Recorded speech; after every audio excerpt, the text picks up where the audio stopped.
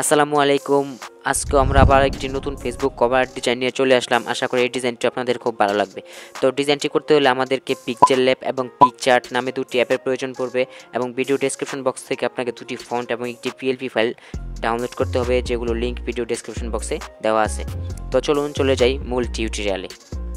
পিক্সেলab অ্যাপটি ওপেন করলে আপনার সামনে ঠিক এরকম একটি ইন্টারফেস চলে আসবে। তারপরে এখান থেকে আপনারা উপর দিকে 3 ডট পেয়ে যাবেন, 3 ডটে ক্লিক করবেন এবং এখান থেকে ইমেজ সাইজটাকে সিলেক্ট করবেন। তারপরে কাস্টমে ক্লিক করবেন এবং এখান থেকে ইউটিউব থাম্বনেল সাইজটাকে সিলেক্ট করে দিবেন। তারপরে এখান থেকে ওকেতে ক্লিক করবেন। তারপরে এবার এখান থেকে আপনারা এই নিউ টেক্সটটাকে ডিলিট করবেন। তারপরে প্লাস আইকনের উপরে ক্লিক করে দিবেন।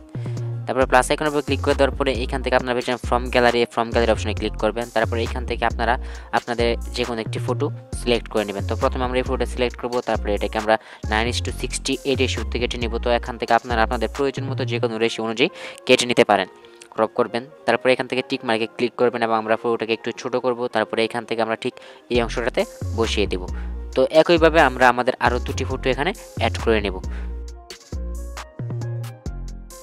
ফটোগুলো অ্যাড করা কমপ্লিট হলে এবার এখান থেকে আমরা উপরের দিকে সেভ একটি অপশন পেয়ে যাব।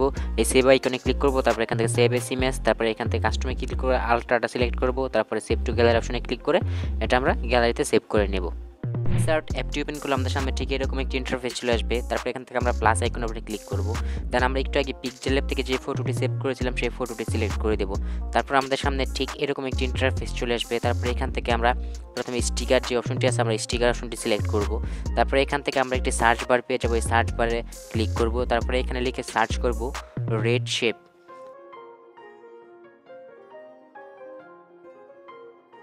তারপর আমরা এটাকে সার্চ করে দেবো। সার্চ করলে আমাদের সামনে ঠিক এরকম একটি ইন্টারফেস চলে আসবে। তো আমরা এখান থেকে স্ক্রল ডাউন করে নিচের দিকে চলে আসবো এবং এখান থেকে আমরা একটি রেড কালার শেপ নিয়ে নেব। তো আমরা এই শেপটাকে সিলেক্ট করব।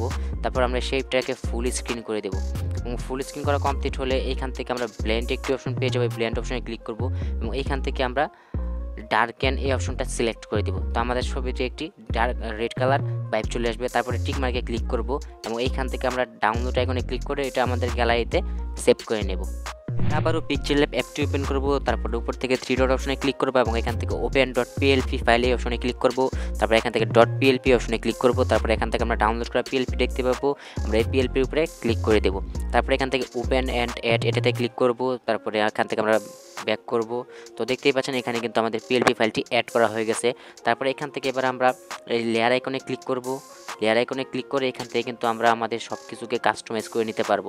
তো দেখতে পাচ্ছেন এখানে লেয়ার আইকনে চলে আসলাম। তারপরে এখান থেকে আমরা আমাদের নামটি কাস্টমাইজ করার জন্য আমরা এখানে এডিট অপশনে ক্লিক করব। তারপরে এখান থেকে ক্লিক করব এবং এইখানে আপনারা আপনাদের যে নামটি প্রয়োজন আপনারা সেই নামটি দিয়ে দিবেন। তো এইখান থেকে কিন্তু আপনারা বাকি যে টেক্সটগুলো আছে টেক্সটগুলো কিন্তু কাস্টমাইজ করতে পারবেন।